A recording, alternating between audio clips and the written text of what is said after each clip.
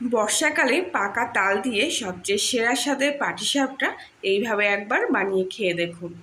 যেমন নরম তুলতুলে, দেখতেও কিন্তু ততটা সুন্দর।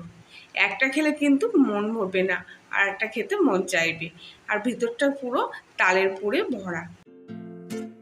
তালের পাটিসাপটা করার জন্য প্রথমে আমি 2 হাতা মতো ময়দা নিয়ে নিচ্ছি। সঙ্গে নিয়ে নিচ্ছি আরও 1 হাতা চালের গুঁড়ো।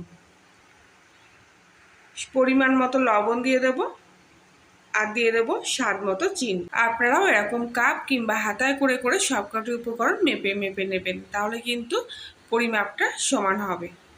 এবারে সব কিছু ভালো করে মিশিয়ে নিয়ে এর মধ্যে আমি অল্প একটু করে করে দুধ দিয়ে দিচ্ছি। দুধ দিয়ে দিয়ে আমি পুরো ব্যাটারটা মেখে নেব।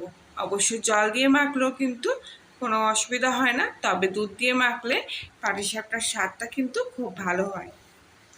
একটা সুন্দর ব্যাটার তৈরি করে নেব, আর তার মধ্যে যেন কোনো দানা ভাব না থাকে, তাই জন্য খুব ভালো করে এইভাবে ব্যাটারটা গুলে নিতে হবে।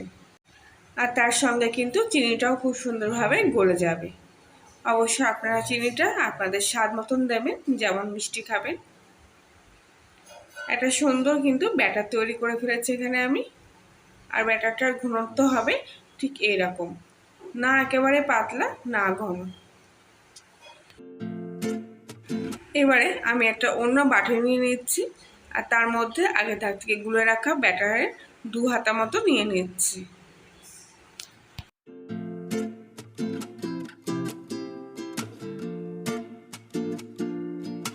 আগে থেকে আমি কিছুটা তালের থেকে কাঠ বের করে রেখেছিলাম, সেই কাঠের থেকে 1 হাতা মতো তালের কাঠ নিয়ে নিচ্ছি। এই ব্যাটারের মধ্যে 1 হাতা তালের কাঠ মিশিয়ে দিচ্ছি। তালের কাঠটা এবার আমি আগে থেকে নিয়ে রাখা ব্যাটারের সাথে ভালো করে মিশিয়ে নিচ্ছি। কত সুন্দর দেখুন কালারটা চলে এসছে। এখানে আমি একবারে ব্যাটারটা তৈরি করেই তালের কাঠটা মিশিয়ে দিলাম। 2খানা ব্যাটার কিন্তু এখানে আমার রেডি হয়ে গেছে। কিছুক্ষণের জন্য এগুলো এইভাবে রেখে দেবো, আর ততক্ষণে আমি এখানে পিঠের পুরটা তৈরি করে নিচ্ছি। তার জন্য নিলাম 1 বাটি নারকেল আর তারই সমপরিমাণ চিনি। চিনি আর নারকেলটা কড়াই কিছুক্ষণ ভালো করে নাড়াচাড়া করে নেব, যতক্ষণ না চিনিটা গলে যাচ্ছে।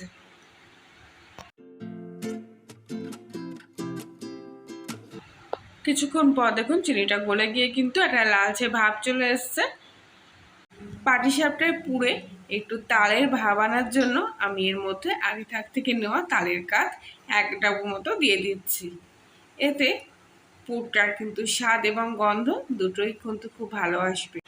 তালের সিজনে তালের আমেজটা কিন্তু পরিপূর্ণ হবে, তাই সব কিছুতে একটা তাল তাল গন্ধ আর তাল তাল স্বাদ থাকলে কিন্তু ভালো লাগবে। পুরটা কিন্তু আমার এখানে রেডি হয়ে গেছে। ঠিক সেই মুহূর্তে এখানে আমি 1 হাতা মতো দুধ দিয়ে দিলাম। এখানে আপনারা গুঁড়ো দুধ দিতে পারেন, তবে আমার কাছে লিকুইড দুধ ছিল বলে লিকুইড দুধ দিয়ে দিলাম। ভালো করে কিছুক্ষণ এইভাবে একটু নাড়িয়ে চাড়িয়ে নেব, যতক্ষণ দুধটা শুকিয়ে পুরটার মধ্যে একটু মাখা মাখা ভাব চলে না আসছে। কিছুক্ষণ পর এইভাবে দেখুন দুধটা শুকিয়ে আটো আটো হয়ে এসছে পুরটা, আর খুন্তির গায়ে লাগতেও শুরু করেছে। এবার আমি গ্যাসটা অফ করে দেবো আর পুরটা ঠান্ডা করে নেব। এবারে আমি এখানে একটা সিলভার প্লাস্টিক নিয়ে নিয়েছি। আপনারা ঘরে থাকা যে কোনো প্লাস্টিকই ব্যবহার করতে পারেন। আর এর মধ্যে আগে থেকে নিয়ে রাখা তালের ব্যাটারটা আমি সম্পূর্ণটা ঢেলে দেব। খুব সহজেই দেখুন ব্যাটারটা কিন্তু এর মধ্যে দিয়ে দিচ্ছি।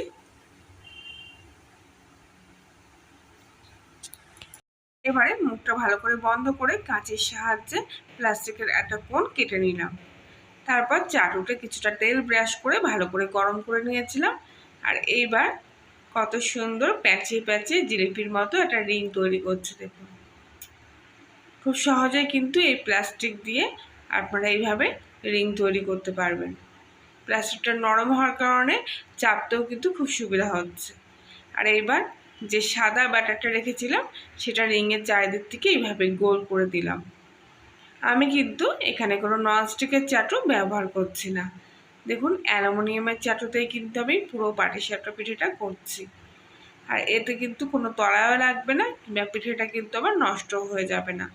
খুব সহজে ননস্টিক করার মতোই কিন্তু পিঠেগুলো উঠে আসবে। একটা গোল করে নিলাম, চাটুটা ঘুরিয়ে ঘুরিয়ে চারিদিকে ব্যাটারটা দিয়ে। এই সময় গ্যাসের আঁচটা কিন্তু একদম সিমে দিয়ে রাখবেন।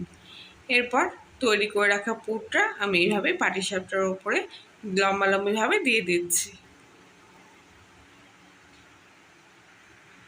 একটু শুকিয়ে আসলে এবার আমি আস্তে করে উল্টে দিচ্ছি। দেখুন একটুও কিন্তু তলায় লাগেনি, কিছুই হয়নি, খুব সুন্দরভাবে কিন্তু পাটিসাপটাটা উঠে আসছে। অনেকে মনে করেন ননস্টিক ছাড়া কিন্তু পাটিসাপটা হয় না, কিন্তু অ্যালুমিনিয়ামের চাটুতেও কিন্তু এতটা সুন্দর পাটিসাপটা তৈরি হয়ে যায়। কত সুন্দর পাটিসাপটা তৈরি হয়ে গেছে দেখুন। এবার আমি এটা চাটু থেকে তুলে নিচ্ছি। আবারও একটু হালকা করে, একদমই হালকা করে তেল ব্রাশ করে নিচ্ছি। এবার আবারও রিং করে দিচ্ছি। আমি আরও একটা পাটিসাপটা করে দেখাচ্ছি আপনাদের বোঝার সুবিধার জন্য।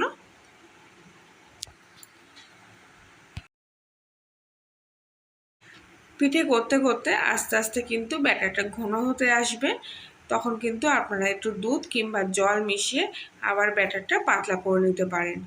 কেননা যেহেতু চালের গুঁড়ো দেওয়া, তাই চালের গুঁড়ো কিন্তু একটু বেশিক্ষণ জলের মধ্যে রাখলে ভিজে ফেপে ওঠে, তখন ব্যাটারটা ঘন হয়ে আসে। সেই জন্যেই আবার একটু অল্প জল কিংবা দুধ দিয়ে ব্যাটারটা পাতলা করে নিতে পারেন। সব পাটিসাপটাগুলো আমি এইভাবে কিন্তু তৈরি করে নিয়েছি। তালের এই পিঠেগুলো কতটা নরম তুলতুলে হয়েছে দেখুন, আর দেখতে তো অসাধারণ হয়েছে। একটা পিঠে আমি কেটে দেখাচ্ছি আপনাদেরকে যে কতটা নরম হয়েছে আর ভেতরটা কতটা সুন্দর হয়েছে, আপনারা দেখলেই কিন্তু বুঝতে পারবেন। তাহলে বন্ধুরা, আজকের ভিডিওটি ভালো লাগলে লাইক শেয়ার কমেন্ট করবেন, নতুন হলে সাবস্ক্রাইব করে পাশে থাকবেন। আজকের মতো এখানেই।